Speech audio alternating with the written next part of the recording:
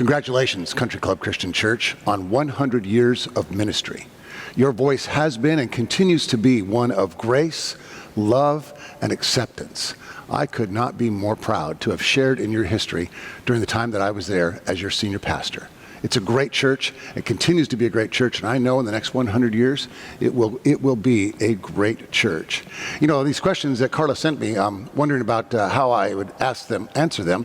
I kind of felt like I was being given a final assignment here, almost like a final exam, a test question, a series of essays. It's just like Carla to make me work even harder than I did when I was there. But I'm glad to do these questions, and so let's jump on them. The first one is about how I would describe Country Club Christian Church to a visitor.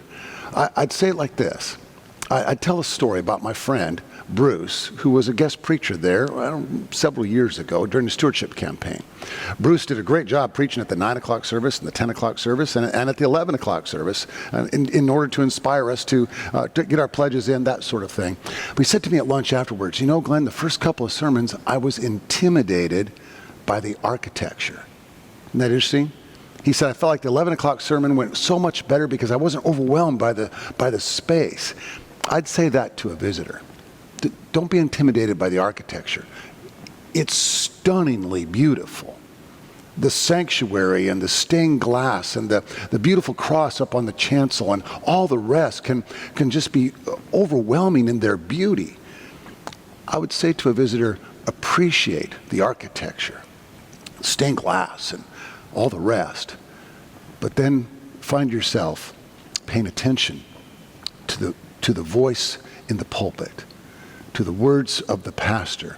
When you hear Carla preach, you'll know that she pays attention to the Spirit. You'll know that this church, that Country Club Christian Church, is a voice of grace, of love, and of hope. The next question was, when did I see the Spirit of God at work at Country Club? Well, pretty much from the moment I arrived on campus to the day I left, I experienced the Spirit of God in a variety of ways. And most of the time, it was through you. It was through the members and friends of this great church. I saw it in the way that so many gave their time, talent, and tithe. The way that others gave their hearts and souls to the ministry of the congregation, whether it was working at Micah Ministry or volunteering in the children's programs or anything else. It was you, the members and friends, who more often than not helped me see that the Spirit of God was alive. There was one time, you may not know this story. You know, I'd been there maybe 10 or 11 years. I was having kind of a hard day. Didn't have very many of those, but this was a particularly hard day. And Pat Jesse, who's still a member of your church, she popped into my office just out of the blue. She was there for something else, I don't know what. And she said, I have this sense that you need someone to pray for you.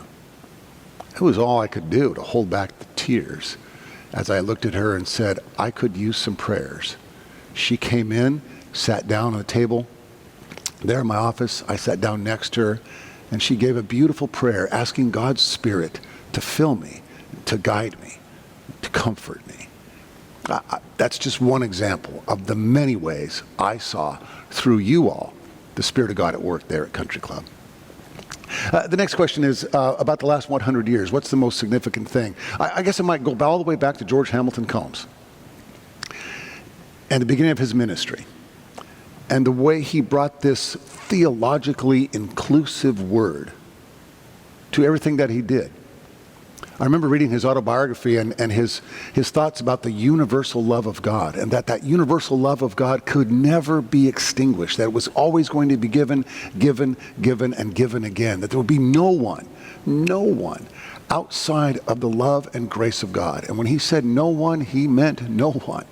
And he meant everyone will be included in God's love. That was an inspiring word at the beginning of the church's history, and I know it inspired me when I was there, and I know it is continuing to be preached by Carla in the pulpit every Sunday. Biggest accomplishment during the time that I was there. It's kind of an embarrassing question in a way, but again, I would say just watching the leadership continue to grow and to evolve. I love the way we took on some serious challenges together, and just to lay folks who were more than willing to do whatever it takes to move the ministry forward, to move the congregation Down the road theologically, as it were, maybe one of the biggest things was the day we ordained Justin Ziegler into the Christian ministry. I remember just being so excited for Justin and for the church.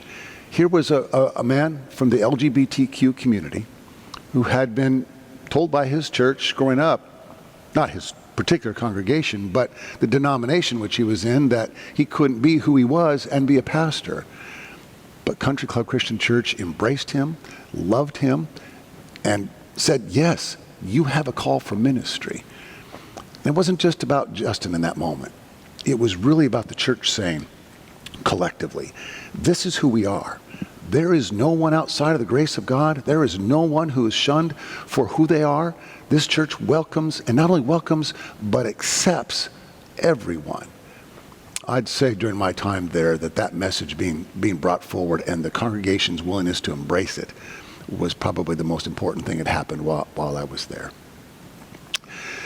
Well, the final question is, what's your wish for the next 100 years? I want to tease Carla a little bit and say here that I hope 100 years from now, I won't have to face this many hard questions to answer when we're doing another video, or maybe it'll be a hologram in 100 years. My biggest wish for the church in the next century is that you continue to challenge yourselves. You continue to ask, where are we needed most in our community, in our country, in the world? That you allow the Spirit of God to provide comfort during difficult moments. You allow the Spirit of God to inspire you, but you allow that Spirit to take you where you need to go next. To never be afraid.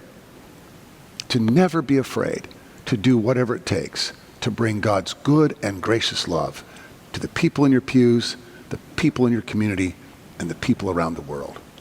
God bless you, Country Club Christian Church, and congratulations again on your marvelous ministry.